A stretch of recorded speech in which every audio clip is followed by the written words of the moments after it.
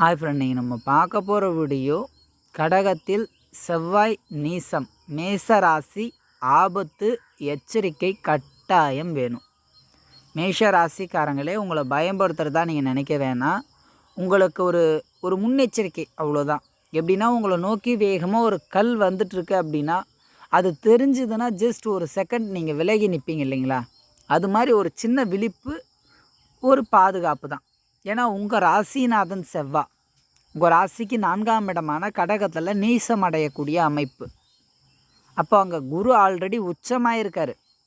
பாக்கியாதிபதி மற்றும் விரையாதிபதினு சொல்லக்கூடிய குரு உச்சமான இடமான கடகத்தில் செவ்வாய் நீசம் ஆகிறது. ஒரு விதத்தில் நீச பங்கம்னு கிடைச்சாலுமே உங்கள் ராசிநாதன் அப்படின்ற படிக்கு பார்க்கும்போது அதனுடைய பாதிப்பு நேரடியாக உங்களையே தாக்கும்.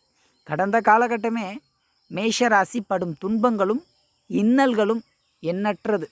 கஷ்டங்கள், கவலை, துன்பம், வீண் விரயம், தூக்கமின்மை, அலைச்சல், சில செயல்களுக்கு முடிவு கிடையாது. பண நெருக்கடி, கொடுத்த வாக்கை காப்பாற்ற முடியாது. குடும்பத்தில் அவ்வப்போது கஷ்டங்கள், வாக்குவாதங்கள் நிச்சயமாக இருக்கும். உத்தியோகத்தில் சிரமங்கள் அதிகமாக இருக்கும். வேலை பார்க்குற இடத்துல பிரச்சனைகள் வந்துகிட்டே இருக்கும்.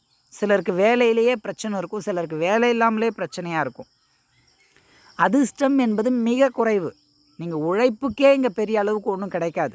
அதிர்ஷ்டத்தெல்லாம் எதிர்பார்க்குற அளவுக்கு உங்களுக்கு ஒன்றும் பெரிய அளவுக்கு இல்லை. அப்படி இருக்கிற அந்த சூழ்நிலையில் கடகத்தில் செவ்வாய் நீசமாகிறது. விரையாதிபதினு சொல்லக்கூடிய உச்சமடைஞ்ச குரு அங்கே இருக்கார்.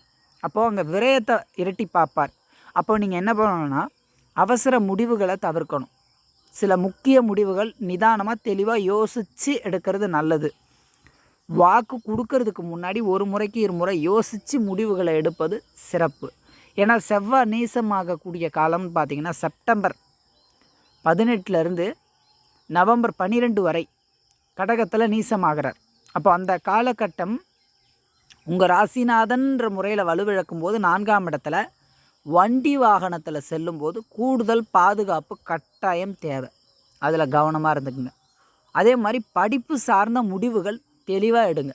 படிப்பில் முழுமையாக கவனம் செலுத்துங்க.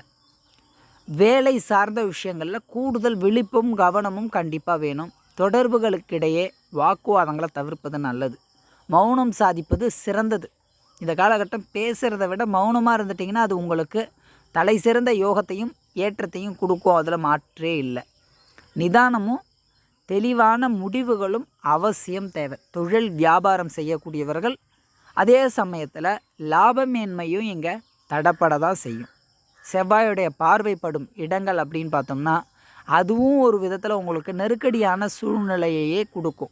குருவுடன் உச்சமடைஞ்ச குருவுடன் இருக்கிறதுனால நீசபங்கம் கிடச்சி வலுவிழக்காத நிலையை பெற்றாலுமே அவர் விரையாதிபதினு சொல்லக்கூடிய 12ஆம் இடத்ததிபதியோடு இணைஞ்சிருக்கிறது அவ்வளோ சால சிறந்தது கிடையாது. விரயத்தை கொடுப்பார். அப்போ வண்டி வாகனங்களில் கவனம் செலுத்துங்க. வண்டி வாகனங்களை புதுப்பிக்கிறது அல்லது பழுது நீக்கிறதுன்னு இந்த மாதிரி செலவுகளும் அங்கே இருக்கும். வீண் விரைய செலவுகள் ஏற்படுறதுக்கான வாய்ப்பு இருக்குது. ஆடம்பர செலவுகளை தவிர்த்திங்கன்னா ரொம்ப நல்லது. பொதுவாகவே இது ஒரு பொது பலன்தான், சரிங்களா? அந்த விஷயத்தில் நீங்கள் கவனமாக இருக்கணுன்றதுக்காகத்தான் இந்த காணொலியை உங்களை பயன்படுத்தணுன்றது கிடையாது. இது பிடிச்சா உங்கள் நண்பர்களுக்கு ஷேர் பண்ணுங்கள். கூடவே நம்ம யூடியூப் தமிழன் சேனலை சப்ஸ்கிரைப் பண்ணி வச்சுக்கோங்க.